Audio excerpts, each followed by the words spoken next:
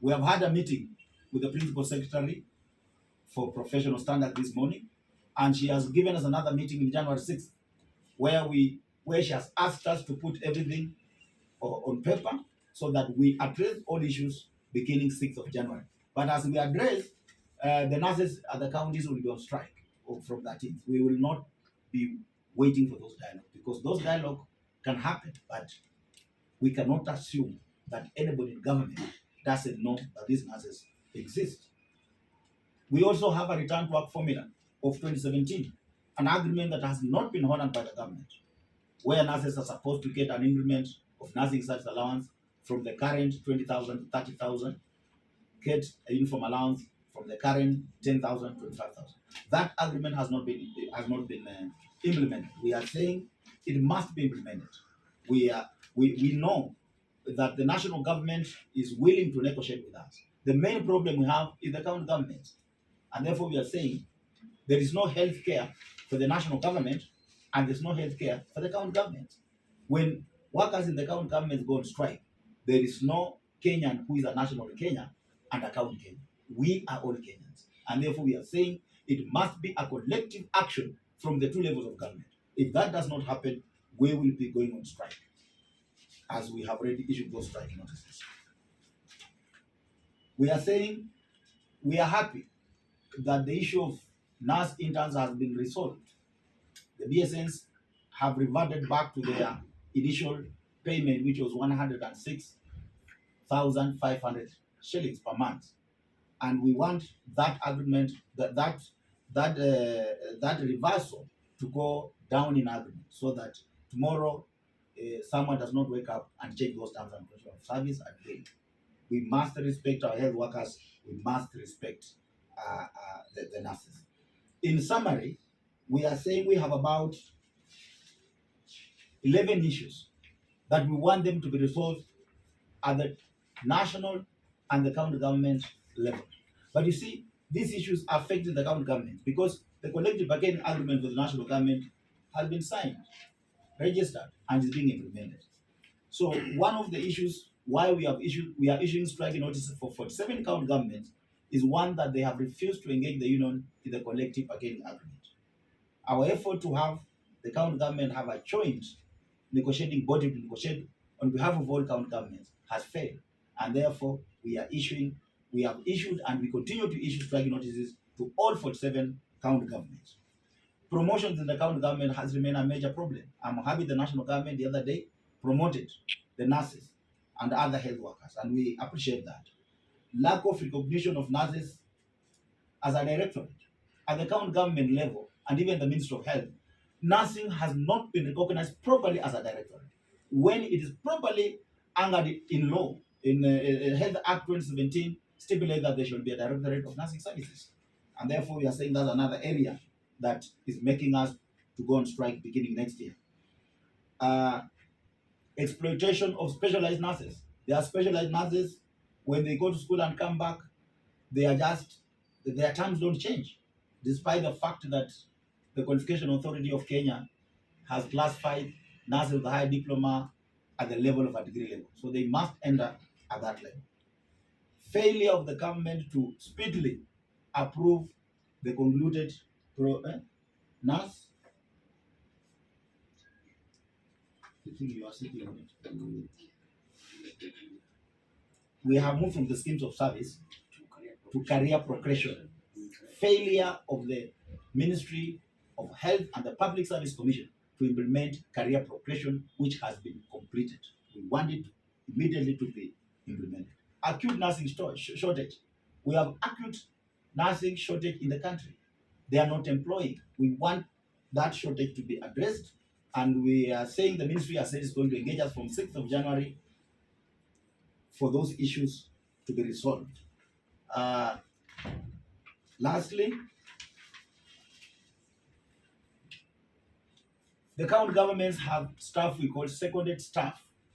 Seconded staff, like this UHC staff, are deemed seconded. They are not employees of the county government. So the national government cannot run away from them. It is them that employ them. And therefore the terms and conditions of service for them should have been converted when they converted those who are posted in national facilities. For example, if one of these nurses was posted in Madare, he will be on permanent pension, while his colleagues at the county government is still on contract, a dubious contract.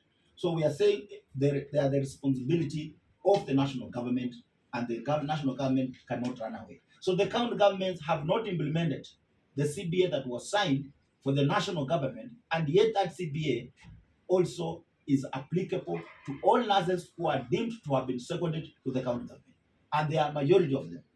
And lastly, they have refused to implement the 17 tier. We have been having 21 tier, and then it was revised to 17 tier where some job rules were matched. So these are the issues that have made us to issue various strike notices to county governments so that they are implemented. And if they are not implemented, 2025 is going to be the year of the struggles. The struggle to respect nurses, nursing profession, the struggle to respect our rights, the struggle to make us believe that we are in a free Kenya that is independent and we have the right to access privileges like any other health work. We cannot be in a system where a few individuals are enjoying and others are crying. Kwa hivyo, we have said the strike will happen, and one of the key issues ambayo inatupeleka kwa mgomo ni maneno ya wauguzi ambao wako kwa kandarasi kushi, kandarasi ambayo wanalipwa mishahara ya hali duni kabisa. Kwa hivyo hiyo ni mojawapo ya mambo ambayo imetufanya sisi tuseme tunashiriki mgomo na tutashiriki mgomo. Kwa hivyo kwa Kiswahili nasema kwamba tunatoa ilani, kama mambo hayo hayatatekelezwa, serikali za kaunti hazitaangalia mambo ya mkataba wa kuhudumia wa CBA kwa wauguzi. Kuanzia tarehe 13 kaunti karibu zote zitakuwa zinashiriki mgomo. Hao wauguzi ambao wako kwa kandarasi, kama hawatakuwa wamewewa barua ya kuingia kwa permanent pension, pia tunaenda mgomo. Lakini tunajua wizara imetuagiza leo tutaanza mazungumzo tarehe 6, na hayo mazungumzo yataishia kitu moja tu, na hiyo kitu ni hawa waingie permanent pension. Kabla hatujaongea kitu chochote, hata mambo ya CBA itakuwa namba 2 kwa line. Kitu ya kwanza namba 1 kwa line ni universal health coverage nurses ambao kwa contract. Na wanafikiria kwamba hiki chama hakiwezi pikana. Tulikuwa tunapikana, lakini tukasema hii serikali, kwa vile mnajua sisi wengine tuliiunda, tulifikiri watakuwa nasikiza sisi. Lakini kama umekataa kusikiza sisi tunataka kuwaonyesha sisi ni wale viongozi wa wafanyakazi, na tuko tayari kabisa kutetea wauguzi ambao wametupa nafasi, wametuandika sisi tuwahudumie, tutawafanyia hiyo kazi. Kwa hivyo mimi nimemaliza. Kama hao wenzangu wana kitu ya kuongeza, wanaweza ongeza. Kama una kitu ongeze, treasure na ongeze, alafu sisi tumalize hii maneno kuiba solitari tuondoke. So thank you, members of the Fourth Estate. Just as a General Secretary, as friendly statement, I just want to reinforce that we have been very much patient with this government. You remember several other health unions in the health sector have gone on strike, but we did not go on strike because we are in negotiations. But it has taken so long to implement some of things that we had agreed, like the absorption of the UHC staffs. And we are saying as a union, we cannot say that there will be progress of UHC program if we do not take care of the nurses. Because the nurses are the majority, they are the backbone of the health sector. Therefore, we cannot say that we are going to have a successful program of UHC when we have ignored the human resource. So we are saying, in simple terms, that if we are to have success of this program, we must first of all convert the terms of these nurses, because there is no way we have nurses working, like for example in theater, in maternity, doing the same services, but when it comes to payment, there is a difference of even 50,000. So we are saying, in simple terms, that is our priority area, our critical area, because these nurses have been on dubious contract for the last 5 years. These nurses cannot access health services well because they do not have proper insurances. They do not have proper medical cover. We cannot have our people offering services they cannot enjoy themselves because they cannot afford them. So, as a union, we end saying that the strike will be the last resort, but because these issues have taken so long, we do not have any other option other than withdrawing services so that we can have these issues implemented. These nurses are working for the county governments. These nurses are offering services to the Kenyans. Why should we discriminate? Why should we have group A, group B? But when it comes to services, they are offering services professionally. And they are trained, they are qualified enough. So, in short, I just want to reinforce what the General Secretary has said, that we do not have any other option other than downing our tools come 13th January. Thank you.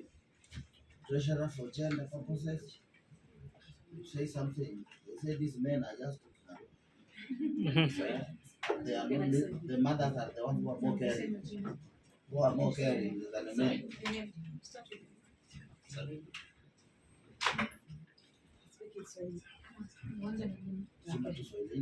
Okay, kwa majina naitwa Maureen Nzioka, mweka hazina wa chama cha wauguzi wa Kenya. Nitasema kwa Kiswahili, sisi kama wauguzi wa nchi hii yetu ya Kenya, tuko mbele zenu kuambia Wakenya wenzetu ya kuwa kwamba tuko na sababu wakadha ambazo zinatufanya tuseme tunaenda kwa mgomo, kwa sababu tunahisi ama tunajisikia serikali kwamba imetufinya kwa njia ambayo hatuoni iko sawa. Ya kwanza ni ile waliajiri wauguzi wakati wa mwaka 20 na 2020 kwa njia ya, kwa sababu tunakumbuka vizuri sana kulikuwa na ugonjwa wa COVID ambapo waliajiri wauguzi wengi, na kwa zile kazi ambapo waliwaajiri wafanye wajaweza kuwakilisha ya kuwa ama kutimiza kuwa waweze kulipwa mishahara sawa na wale wauguzi wengine ambapo wamesoma kiwango kimoja, wanafanya kazi sawa, lakini malipo ni tofauti, malipo chini, malipo duni, ambapo tunasema wanakeketa haki za wauguzi hao.